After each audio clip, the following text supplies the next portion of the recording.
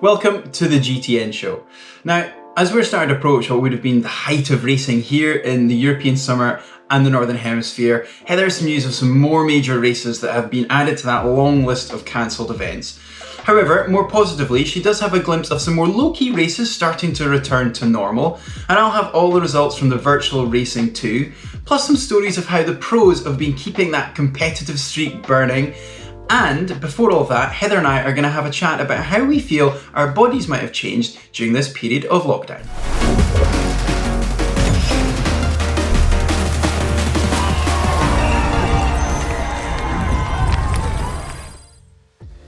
All right, let's be honest, it's been a little bit of a roller coaster ride throughout this lockdown period. Some of us have really made the most of it and gone and got ultra fit. Others of us have maybe been guilty of slacking off slightly and sort of lacking that motivation. But Fraser, have you found it? What have you been up to? I guess, Heather, it's been managing to keep some sort of activity going each day, biking or running, and that's genuinely not been very hard. I've kind of found myself very much just doing something, which usually means easy or steady, and I guess I've lacked any type of structure in intense workouts at all. It's been very hard for me to motivate myself to go and actually push on and do something hard, which has definitely had an impact how I think my body's starting to feel. But the big thing for me, Heather, is not being in the swimming pool. You know, that's where I think we, without realising it, rely on getting a lot of upper body work. I don't know how you think about that. Yeah, I mean, definitely, but then I'm quite lazy when it comes to swimming over the winter anyway, and actually I've managed to start open water swimming again, and I realised that I didn't actually start open water swimming until like a week later last year, so for that sense, not so different. But what about your body shape? Do you feel like you've actually changed shape at all? I mean, you don't look it from our calls, but... Well, I think this is an interesting thing, isn't it? None of us feel like we look different, or others tell us we look the same, but we, I think, as inherently as athletes, we know, don't we?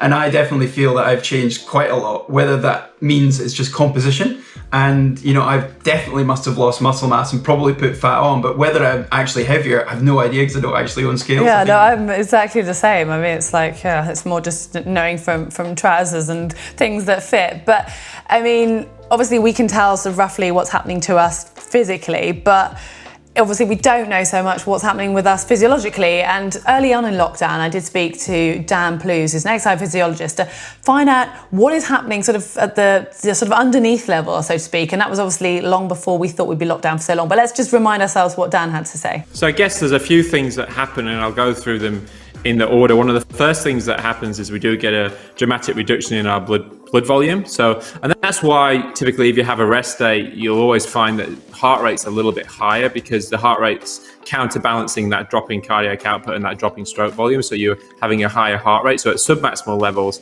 heart rate's that little bit higher. And then also what really happens is one of the major things is substrate utilization. So you actually start burning more carbohydrates than you would fat normally. So that's another major one to start to happen. And I find that's quite interesting. So if you have a long time off, you'll find that you could, you know, for the dreaded bonk, or you might hit the wall during those long rides much more easily. And then you're looking at more of those structural changes. So that might be decreased capillarization of the muscle, for example. And then really, really long term, if you're talking more than 4 weeks, so months and months, you're looking at actual decreases in size of the heart, which is obviously much more difficult to get back. So that's why, you know, in the off season, we try to keep athletes only having an off season of 3 to 4 weeks, and we don't really want to go any more than that because some of those structural changes can happen. Well, like I said, I must admit that when I spoke to Dan, I was kind of hoping we'd be back racing, and I think my fitness has dropped off more than I first expected. And I guess, Fraser, it's about sort of pacing ourselves through this and not having that sort of high-end, or that motivation to do that high-end work. I don't know if you've sort of felt that effect. I have completely, Heather, and mostly because I would often try and do quite a lot of hard work swimming, because I'd always like to throw in some speed stuff in the pool because I quite enjoy doing that. So obviously this being the entirely longest period I've ever been out of the water, I think ever, through choice certainly, has had a huge impact on that, without doubt. And then the other thing that I'm really struggling with doing is any type of gym work or core work. My motivation, I don't know about you, to try and keep that going, because I'm not going into a gym. I always find it a lot easier to go into a gym space to do that type of work. So between no swimming hard and no intense work, not that I did lots in the gym, but just something to complement it, has really made me feel a lot weaker. Well, I feel like it kind of took us quite a while to sort of coerce you into the gym last year anyway. So, and then you kind of actually got quite a routine going, didn't you? You're right. It is something that I do enjoy once I get a bit of a nudge, and you guys were definitely quite good at giving me that. So hopefully once gyms start opening again, I'm able to start finding the motivation to do it, because it definitely makes a big difference to complement our other training, doesn't it? Yeah, and then there's, we've done loads of videos on bodyweight stuff, and I know that you can get a lot out of that, but there's something about being able to put that extra resistance and that extra kind of strain through your muscles and your tendons, which I've become a really strong advocate for, especially for my running. So yeah, I'm definitely missing the gym, and also, yeah, I think my shoulders have shrunk from not swimming, but who knows. Well, I think as long as we stop self-critiquing ourselves too much, we'll manage to get through this.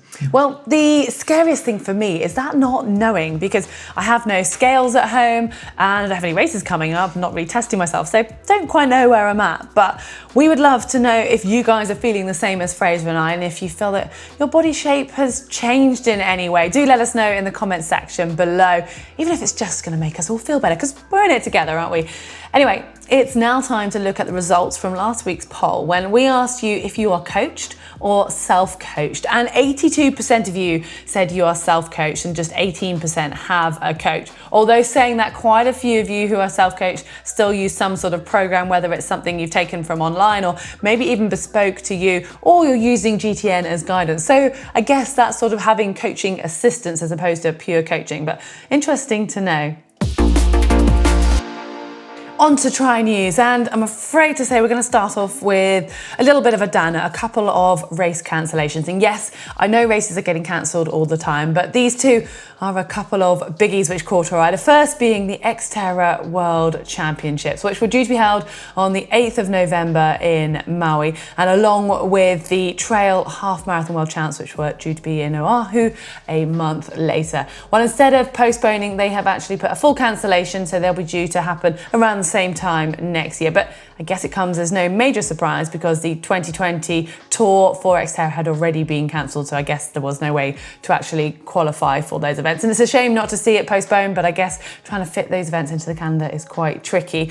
And another one that has followed steps and not actually made a postponement but a full-on cancellation and put their race in 2021 is Ironman Wales. Now, there's only 2 Ironman branded full distance races in the UK, and this one sells out in hours. I mean, it's a pretty tough one. I don't know why quite so many of you want to do it, but there will be 2,000 disappointed athletes, I'm afraid, although hopefully in the bigger picture it's the right thing to do, and it's time to get this COVID behind us so we can really look at racing properly. However, there is some good news, because there's been the first official triathlon race in the UK over the weekend. That was held on the island of Guernsey. Now, they already had the all clear from COVID, and obviously being an island, they could protect themselves that way. It was a super sprint triathlon and of a slightly different format. They just had 2 waves of a maximum of 30 athletes each, and they were going off in groups of 5 every 1 minute. So it'll be interesting to see how that went, and just be nice to be back racing. So well done to the guys in Guernsey, and hopefully in the not too distant future the rest of us will be following.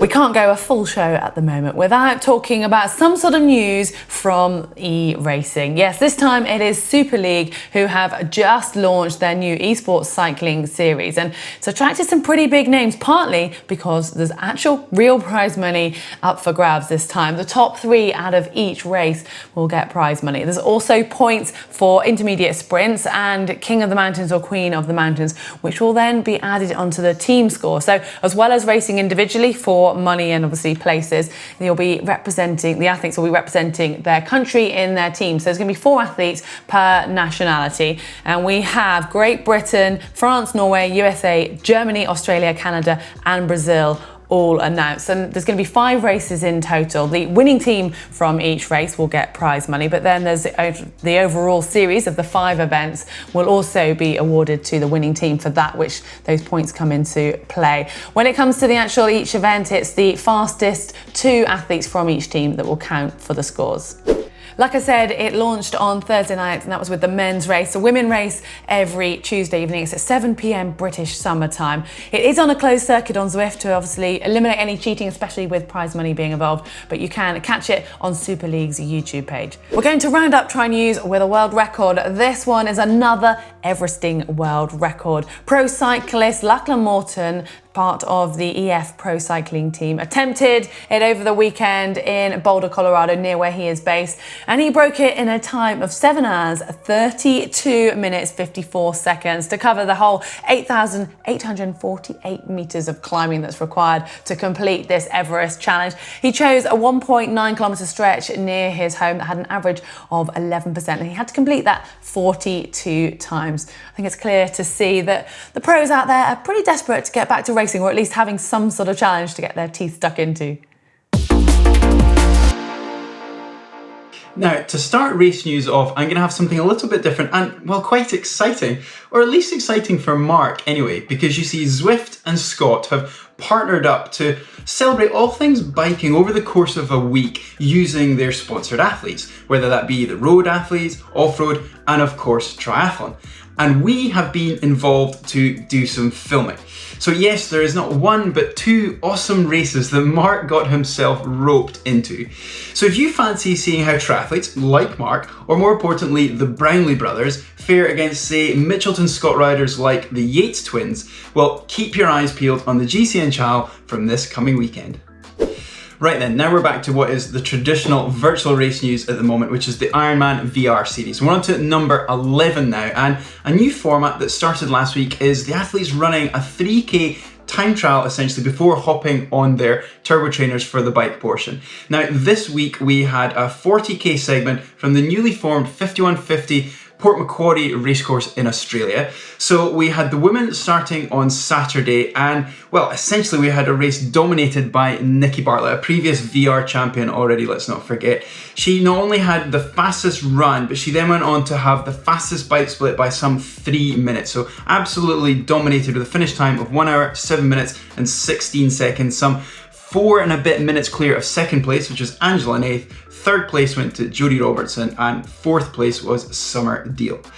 Now on Sunday, we then had the men doing exactly the same format, and we had a much closer race here. We had Ben Canute taking the win in a time of 1 hour 2:26, just two seconds, should I say, in front of former VR champion Joe Skipper. Now, Joe had a slightly slower run than Ben, but had a very quick bike to get within the whisker of that win. Third place went to Ben Deal, and fourth was Taylor Reid, with both those athletes making their VR debuts. Right, so another form of virtual racing that we're very familiar with is the Zwift Z Pro Tri Series. Now, we have a new 4 series race for you in the month of June, and the first of these has just taken place this past week, and it brings together athletes from the world of ITU, Ironman 70.3, and of course Ironman 2.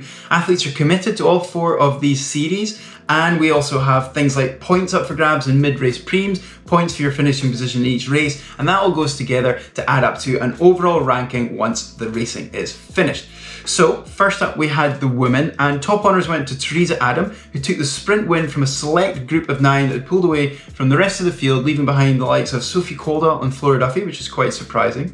But second place went to Jocelyn McCauley, and third went to Melanie Maurer. Whereas the men's racing saw an equally large field, but a lot closer racing for that sprint finish. We had over 15 athletes vying for the line, but yet again we had long course winners, with James Kunema taking that win from Anthony Costes and Mike Phillips in third. The likes of ITU stars such as Aaron Royal and Alistair Brownlee were in the mix, and it's going to be interesting to see how this series unfolds. Now, Zwift Racing was not the only new series in the virtual world for us to pay attention to, because we've just seen the very first Super League Esports Cycling Series race take place. Now, there's going to be 5 of these events over a very intense 3-week block of racing. Athletes are racing in teams of 5 and representing their national colours, although there was some guest appearances, it seems, because we had Belgian Martin van Riel racing for Australia and South African Henry Schumann racing for France. However, the first men's race has taken place, and that was over a 25k course in London. Now, despite it being a 4 AM start for those Aussies, they just pipped out the British team for the win, with the Canadian team rounding out the podium in third. Now, between me having filmed this and the show going live, the women's race will have happened, so stay tuned for those results next week. Now it is time to get through some of those pictures that you send in to us each week. And this first one, well, it does make me smile because it's from Chris in pool in Dorset. Now, I don't know if that is where you're living, Chris, or where the picture is from, or perhaps both, but he says, watching the video with Fraser on retro gear made me want to share a picture from 1989. We all wore Speedos and singlets back then, and looking back, I can remember doing specific bike training in Speedos to toughen up the skin in certain areas. Now, he notes that I don't wear Speedos anymore. Well, thanks for that. It's really made me smile, and do let me know exactly where the race was if you can remember, Chris.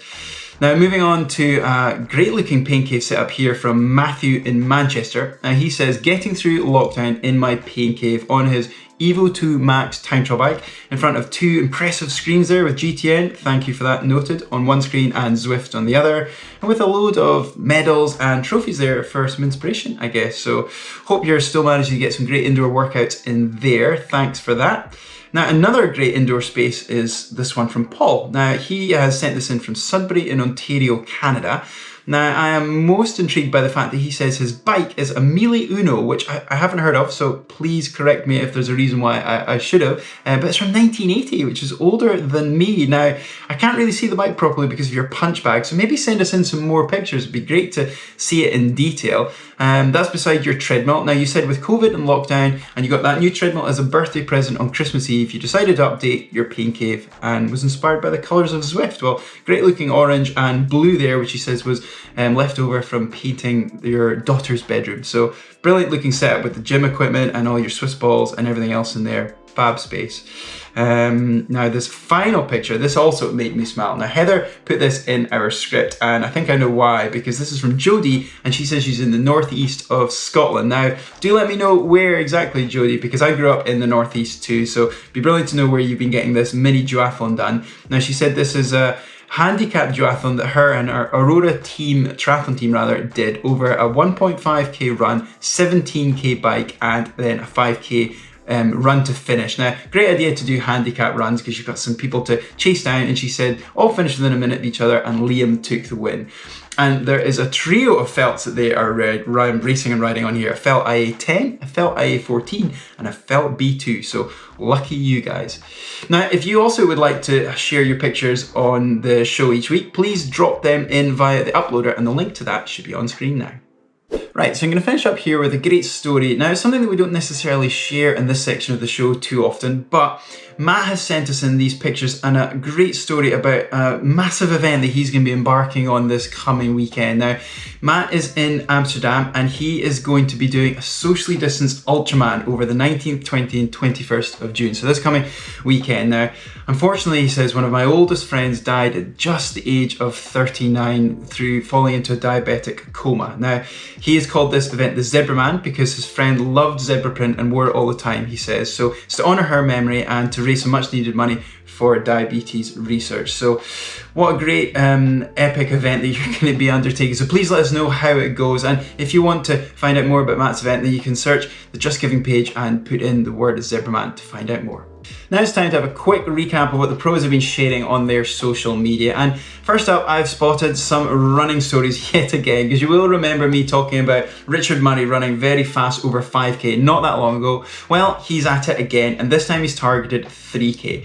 He did it again outside on the roads like he did before, and he also used his wife Rachel Clammer as a peacemaker on a bike out front, but he managed to go an incredibly quick 2 minutes and 40, or just quicker, per kilometre, giving him a finish time of 7 minutes and 58 seconds. Now, for anybody, whether it be a runner or especially a triathlete, that is incredibly fast running. So it'd be really interesting to see if this transfers over into his racing once triathlon finally resumes again. But I also was wondering if this inspired his fellow South African Olympian, Henry Schumann, because coincidentally, he also posted a 3k time trial time. Now, he said this was completely spur of the moment, and his time was 8 minutes and 7 seconds, so still very rapid indeed. He said he was completely untrained with no specific speed work, but he was doing it to mark the release of ASICS, his shoe sponsor's new Meta Racer shoe, which has a carbon-plated sole. So fantastically quick running from those guys. And I'm going to finish with another story which is a little bit more positive on the racing front news, because where so many races are getting cancelled, Tim Don posted a rather cryptic message on his Instagram saying, waiting in London on the side of the road in Zwift, no less, for his first race of 2020. And that is the iconic Embrunman Ironman distance race in the French Alps. Now, it's nice to see Tim been able to commit to a race like this, which is one of the few races that is still definitely going ahead in August this coming summer, because it's not the type of event you usually see an athlete maybe like Tim racing. With so many of the Ironman events getting cancelled, it's really good that there are some events definitely happening that athletes can look forward to and prepare for. It's Capcom time, and last week we had this photo. Got a few runners up to get us going and warm us up. Lucia Lopez, me playing basketball. Burn theirs off. My race body after months of downtime due to Corona. Yeah, I think I might be like that, getting out of my wetsuit at the moment. Barek, this one's for the ladies. Some of you guys might not get this caption comp. And finally, my Magic Mike skills training block pays off. Yeah, you have to watch the movie for that one. Recommend it to the girls. But our winner this week is Mark Gardner. Out of practice when you thought it was Glide, but you used super glue. Oh, the thought of that. Well done, Mark. Get in touch and we will send you a GTN cap. And this week, we've got this just rather lovely photo of Emma Jeffcoat out training in Australia with a rather impressive sunset. And you guys know what to do. Leave those caption suggestions in the comments section below and we'll be sharing our favorites with you next week.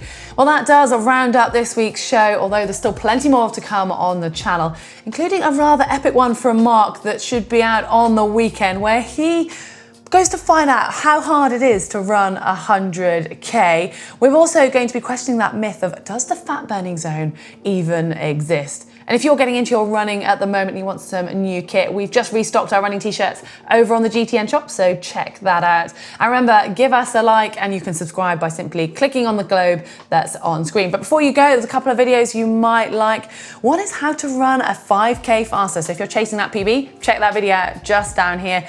And if you're maybe after something a little bit more sedate but adventurous, well, Mark Fraser and I did a DIY triathlon. You can find that just here.